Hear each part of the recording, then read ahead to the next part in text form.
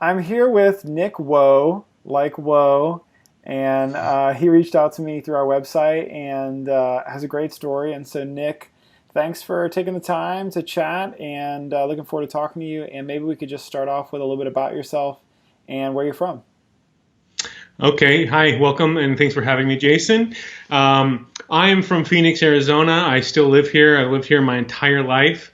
Um, uh, Family has been here, both on my mother and my father's side. So I'm think I'm stuck here for a while because now I've got two nieces and really close with my family. So That's awesome. I've heard good things about Phoenix, so it can't be a horrible yeah, place to be stuck. I saw that at some point you were 407 pounds. Is that right? yes, I was. Um, I don't know how I got there, but there was a particular time at the end of 2000, I want to say 14, where I was 407 pounds and I was traveling a lot for work. And got to eat whatever I want on the company card. So it was like really fun for me to go to all these cities. And, like when you're in New Orleans, you have to have the gumbo, or when you're in Baltimore, you got to have the crab. So every meal was just, I ate whatever I wanted, and it showed. I put on a lot of weight, and yeah, before I knew it, I was 407 pounds. Wow. And then, I think you were 31 when you were that weight. But growing hmm up and looking back, did you grow up heavy? Is it something that you put on later in life? It's always been a struggle for me forever. I grew up in a household that was really heavy on meat. My grandmother owned a meat market, and my grandfather ran the meat market. So both my father and uncle worked in the meat market. So we got free meat, unlimited meat and cheese, and we would eat a lot of meat. So I've always had problems with my weight, and I went on a number of different diets. I've had success, but it would always be a diet. It would always be once I get to this weight, then I'm off the diet. And when I mean off, I mean I would go off the diet. So very, many bouts of binge eating, just eating an unreal amount of food where you basically make yourself feel sick at the end. And then you're like, oh, why did I do this? And then, just really that pattern just is way too easy to develop. So I got into that pattern and, got up to 407 pounds. But yeah, I've had success and lost weight before, but I've always been struggling with my weight. And I never really could make that mental shift to say, hey, this is not a diet. This is a lifestyle. And I think that is the real big change here. Growing up, were people around you bigger? Were they healthy? Were they unhealthy? Were you the odd one No, out? my family history is not really good. Both my father and uncle died at 45, so very young. My father had diabetes leading up to that. He was told he was going to have to get his leg amputated, but luckily, when they got in there, they just had to take a toe off. But the quality of his life for the last couple of years was really poor.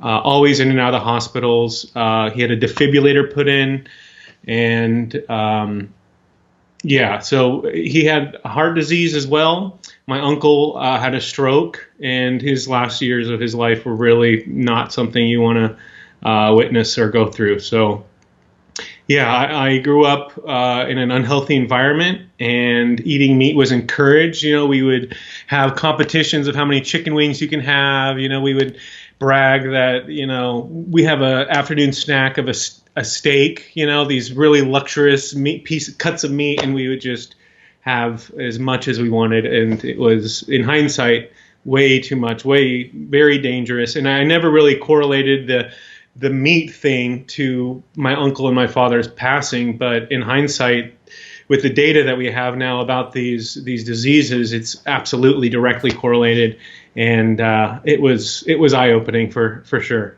Wow. And so, you see this as a kid growing up.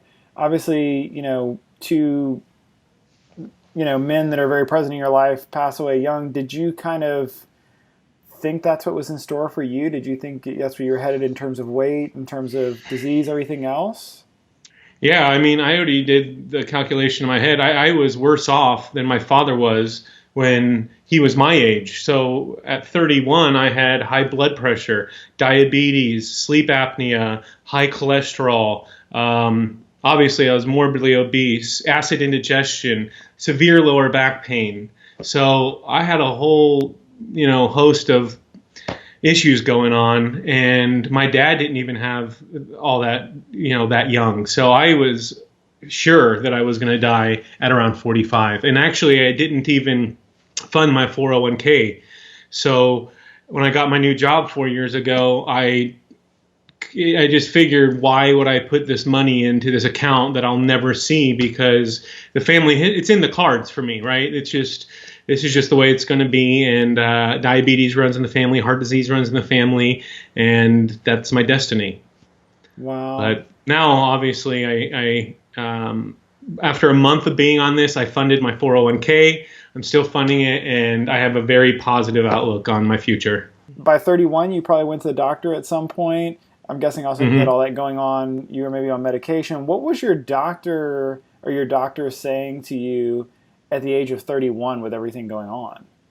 Well, they would try to prescribe me medication, and I refused to take it because I always thought that, well, first of all, I would avoid going to the doctor. I would do anything in my power not to go to a doctor, even though my family is telling me, look, you gotta go. And I would be prescribed medication. I just would not take it. For some reason, I just am anti-medication because I know that once you're on it, you never get off. And I, was just hoping for that something would come along and, save me from all this, because I knew medication wasn't going to be the answer. I saw my dad go through all that and all the surgeries, all the bypasses, and it didn't do anything. It didn't really help at all. Wow. So I saw in a video that you did that for a while there in high school you were on the Subway diet. Would you mind telling that story or talking about that a little bit? Yeah, so I actually lost a good amount of weight on it. I don't remember exactly how much, but in high school I worked at Subway, and I would get unlimited Subway because I worked there often. I was full time, and I would eat nothing but the 7 under 6 subs. So there's 7 subs on their menu that have under 6 grams of fat. And oh my gosh, I ate that, nothing but that for 6 months, okay?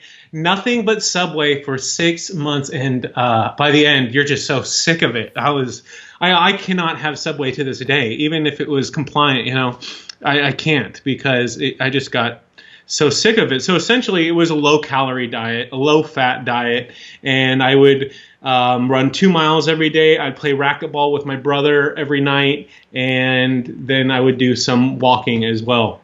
And that worked, but it's not sustainable. You can't starve yourself with a low-calorie for that long, and you can't out-exercise a poor diet. So it wasn't realistic for me to be able to exercise that much every day and keep it off. So lo and behold, guess what happened? I gained it all back. So, but it was a good story, at least. I mean, the Subway people were like, "Hey, we should feature you in our weekly newsletter or some newsletter," and I was like, "No, I don't want to do that because I don't want to stay on this diet for the rest of my life."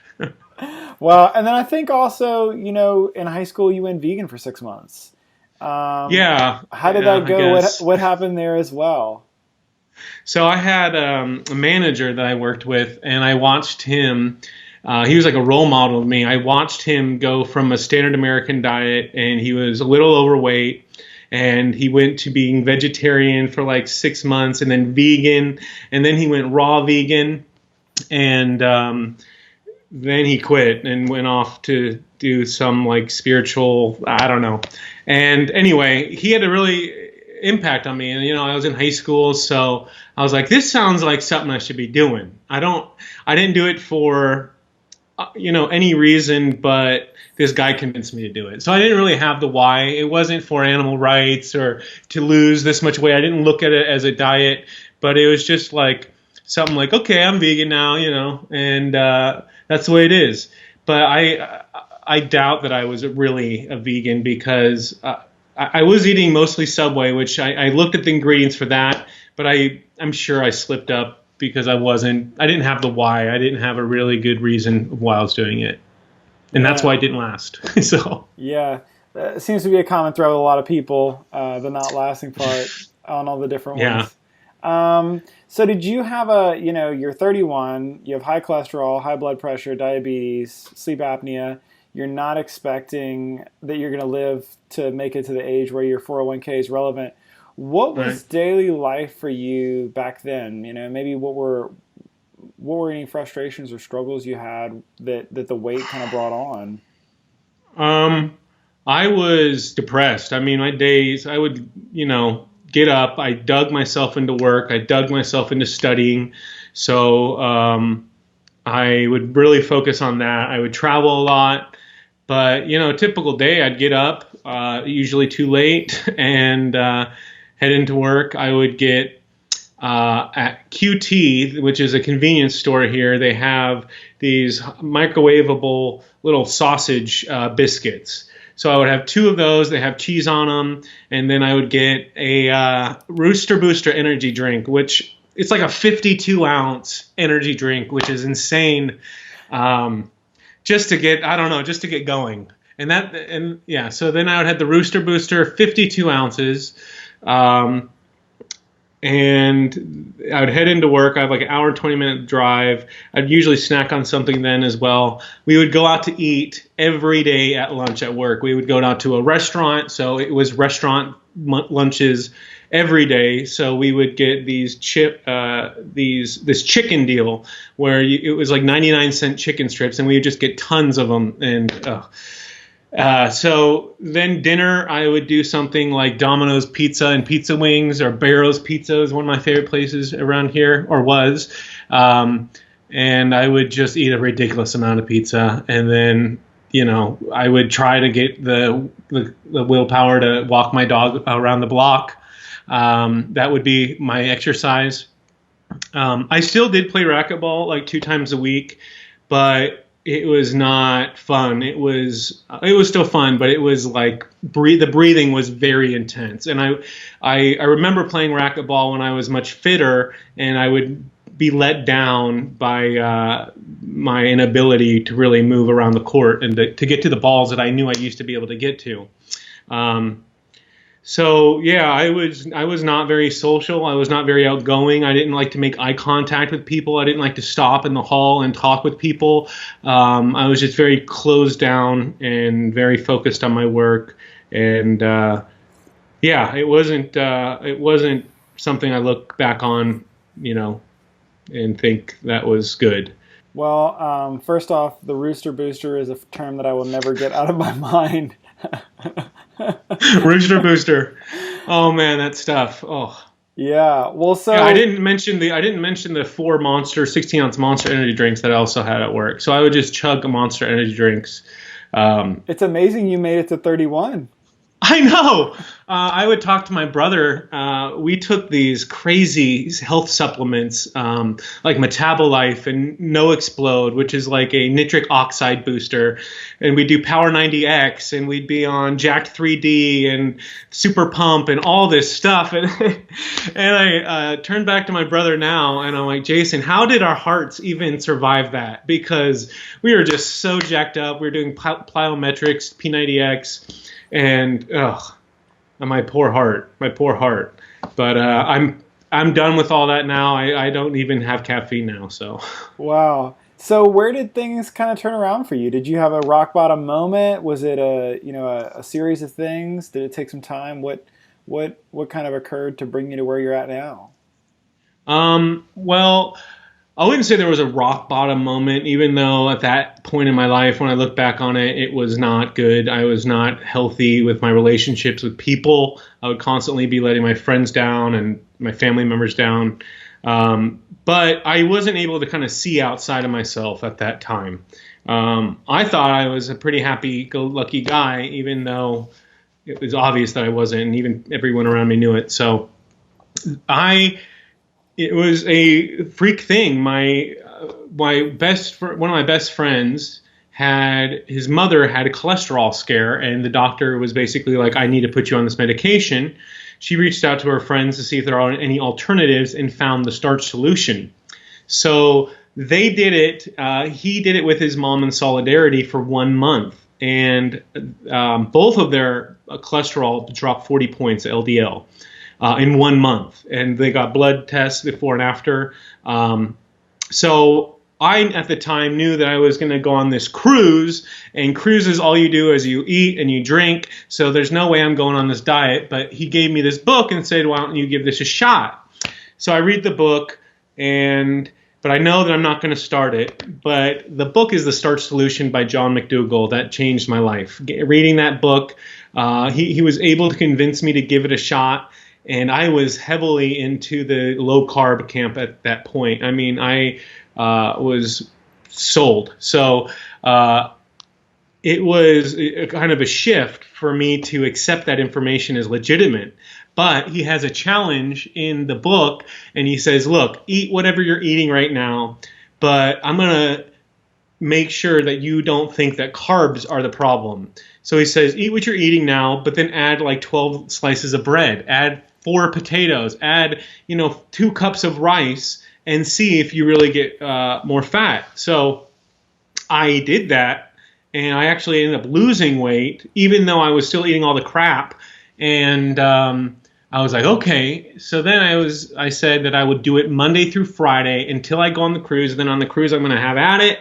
And doing that Monday through Friday for about 5 weeks, I lost a good amount of weight. I think it's like 30 pounds.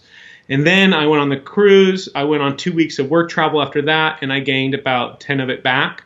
So I was still a net loss of about 20 pounds.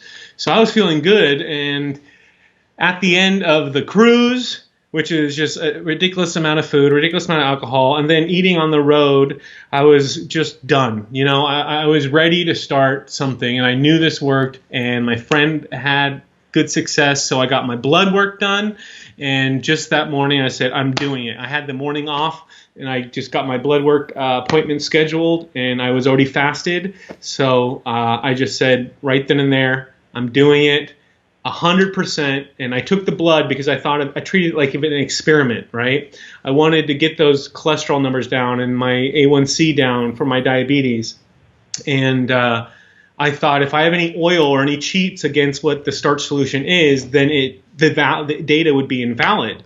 So I did it 100%, and my numbers immediately went in the right direction. Within 2 months, I was cured of diabetes with no medical intervention. High cholesterol took a matter of, I think, 3 months. Blood pressure was almost, within a month. A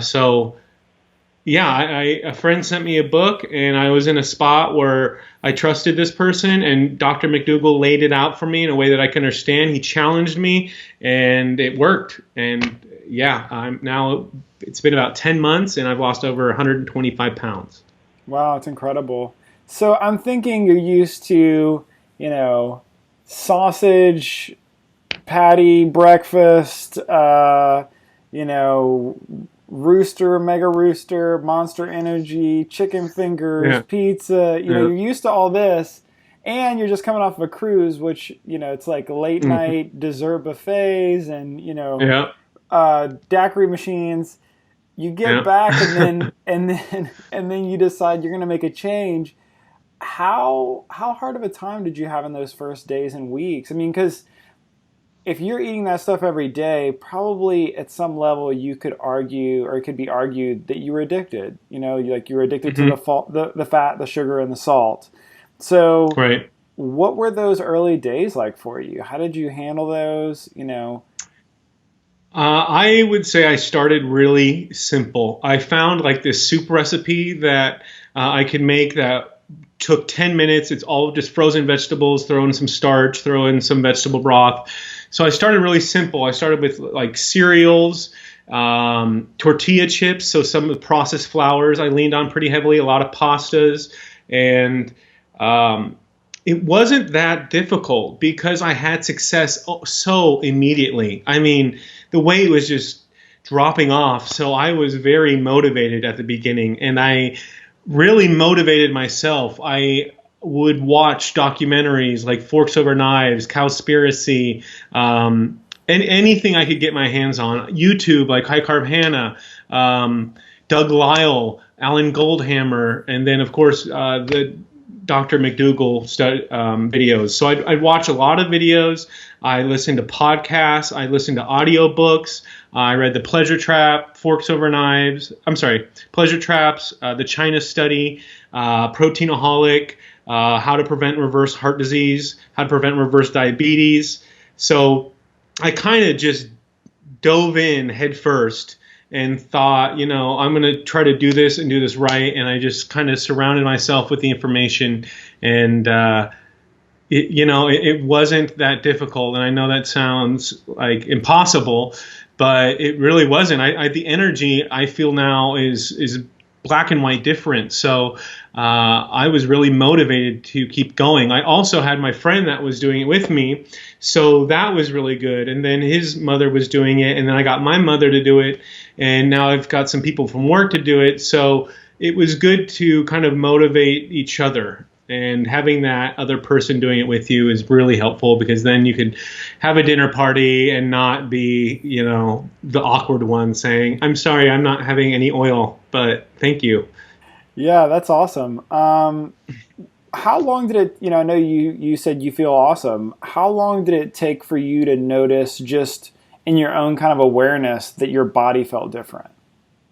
I would say within the first couple months, I saw dramatic changes, because my lower back pain was a big one for me, because having the gut, constantly has pressure on on your back. So I would be in pain all the time. And I would say within about a month and a half, that subsided. And the energy, though, is almost immediate. I mean, people at work say, "Nick, you have too much energy. You have too much energy," or you just did a deployment all night, and you had to be at work all night, and why are you still here? And why do you have energy? And why are you so focused? And I just want to say, it's the food, folks. It's the food. That's awesome. So where are you at now? I know you said, in 2 months your diabetes was no more. High cholesterol, high blood pressure. How long did that kind of take to see those real results? The blood pressure, it was within a month. And then the cholesterol, I would say 3 months probably. And I have all 3 months of blood tests. So I got my blood done every month, to kind of keep the experiment going. And I did that for the initial 4 months. And then I got another blood test just a month ago. So I'm cured of all of it. I don't have any high blood pressure, any high cholesterol. My blood pressure is, I get compliments about my blood pressure. And I did a month of SOS free, and my blood pressure got even lower. I probably should get timelines better about this stuff since I'm talking about it, but I do have all the blood work, and I do post videos on my YouTube channel that shows that kind of stuff. That's awesome. And another thing I'm curious about, and you mentioned before, is the sleep apnea, because it's something that I kind of borderline had previously. And I know a lot of people who do have it, but who have it actually, whether or not it's even diagnosed, they definitely have it. Right. And I think a lot of people don't realize what that really means in terms of, your sleep, how that affects you in life, how that means the quality of sleep. Yeah. And how that means you get down the road and you're slamming 4, 5, 6 energy drinks a day. What is that like now compared to before? Because I think that's something that's just super rampant, and, heart disease, diabetes, those are kind of trigger words, but your sleep, and especially sleep apnea, can really have a huge effect on what the rest of your life looks like. Right. I mean, I have way more energy now without all that caffeine. So I had tons of caffeine. I remember one of the big signs of sleep apnea is if you have trouble driving while staying awake. And at at the end there, I was nodding off while on the road, and that's not good. So, I mean, if you don't have high quality sleep, then you're just starting the day on the wrong foot. So I didn't have energy already because I didn't have the quality of sleep. So then I would try to artificially stimulate myself with caffeine, and it doesn't really work, and it's very expensive. Yeah, you must be saving a ton of money just not going to the QT. They're probably hurting for business, not seeing you every day. I know. They'll survive. So, I know you said you used to play racquetball. Has physical activity and exercise kind of re-entered your life now? Yeah, I mean, I'm much more active. I take my dog for longer walks. I'm not on any set routine, though I try to play tennis once a week and racquetball once a week. And I also started cycling and doing some yoga. But I would say that majority of my weight loss I would account for food. Absolutely for food. Throughout this entire process, I did some weightlifting as well, but I've never been on a 6-day per week or 5-day per week set exercise schedule. I would say that once you stop putting the fat in you, your body's going to take care of the rest. And I think exercise is extremely important for a lot of reasons. But I do think that exercise is kind of tied too closely to weight loss and to health. And not health, that's Krog, but weight loss. I think it's emphasized too much for weight loss. I remember that when I was on previous diets, if I didn't do my exercise for that day, then I would be more likely by far to just cheat on the rest of the day for the meal. Because I say, today's a failure, so I might as well have some ice cream, or I might as well have a burger because today's already ruined. I would think of exercise and diet as two separate things. Both promote health, but don't beat yourself up or think that you're not going to lose weight because you didn't do that exercise for the day. Just forgive yourself, and that's what I did, and you'll have more energy to do more tomorrow. That's great. Is there anything about this entire process, the last 10 months or so for you, that's taken you off guard or surprised you? The support of the community online, I think, is really great. Just looking at the YouTube channels and just seeing how everyone is just putting out all this free information just to help. People are putting themselves out there and showing their experience, and it really did help me at the beginning to kind of normalize this lifestyle.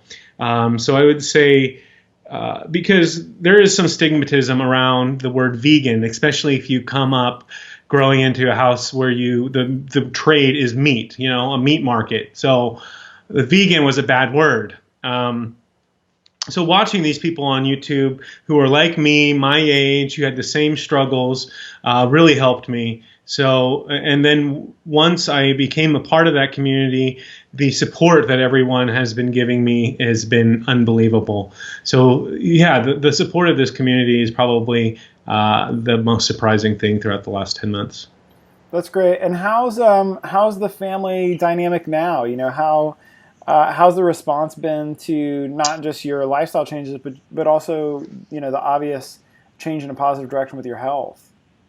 Right. I would say that my family has been very supportive. My mother is transitioning more towards this lifestyle. One of my brothers has been doing this for all year, and they've been very, very supportive of me. I've been on a lot of diets. I did an SOS free challenge on my birthday, so I couldn't have any birthday cake. She made me like a bowl of fruit with a candle in it, which was really cute. My mom did.